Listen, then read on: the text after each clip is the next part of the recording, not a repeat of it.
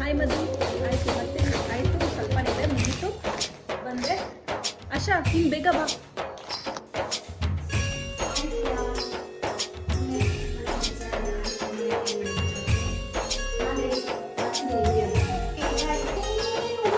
ಸಂಗಿ ರೆಡಿನಾ? ಬೇಗ ಬಾ.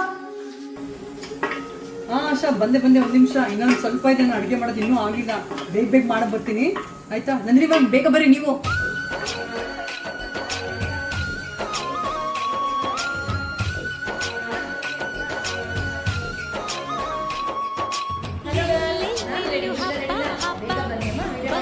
ಯುಗಾದಿ ಹಬ್ಬ, ಈ ಸಂಬಂಧ ಬೆಸೆದ ಹಬ್ಬ, ಕಣ್ತುಂಬ ಪ್ರೀತಿ ಹಬ್ಬ.